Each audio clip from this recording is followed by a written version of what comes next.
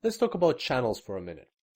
Here we've got an upward trend, and as we discussed previously, we can draw a support line which represents a diagonal which is kind of guiding the price, and the price keeps bouncing off it in its journey to the top. Now, what we're going to do is we're going to take this diagonal and we're going to copy it and we're going to put it above the price. So there it is. It's got the same angle as the first one, and it's sitting on one of the highs of the price. So once again, as you can see here, the price is also bouncing off this diagonal as well, and bouncing downwards. The price is kind of moving in a channel or corridor. Now, what are we anticipating from the price going forward? Well, right now we are probably expecting for the price to bounce off the top border and then to go back up. This is where we would enter into a buy order. So once the price has bounced off, we would wait for it to hit this bottom border of the channel. We would enter into a buy order, and if the price goes in our direction, once it hits the top border again, that's when we would close our trade. So it's important to note here that in an upward channel, it is recommended to trade only buy orders. And why is that? Well, let's take a few steps back for a second.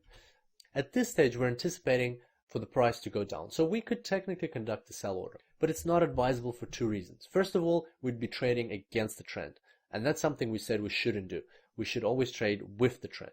And second, as you can see here, the downward movement is actually smaller than the upward movement. So in an upward channel, if you create sell orders, you will always earn less than if you create buy orders. So that's another reason why in an upward channel you should only trade buy orders.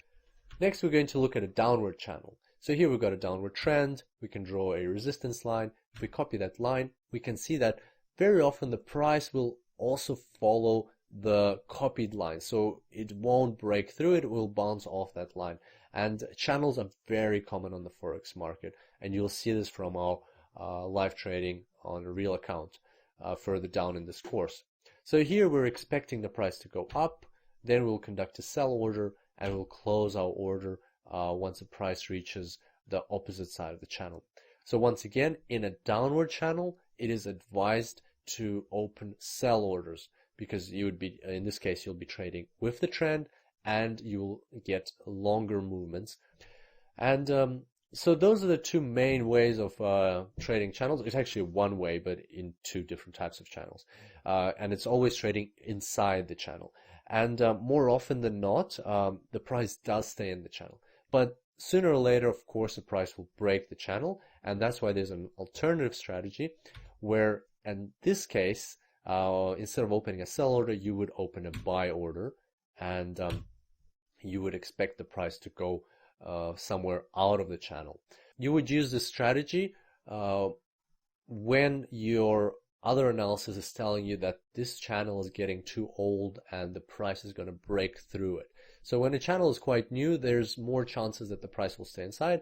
When the channel has been around for a while, the chances of the price breaking out are constantly growing. Both strategies are valid. Depends on the situation and what your other technical analysis tells you. So to sum up with channels, direction, trade with the channel, stay inside the channel. It's more likely that the price will bounce into the channel. There's an alternative strategy, which is a breakthrough strategy, and that is used when you expect the price to break free from the channel.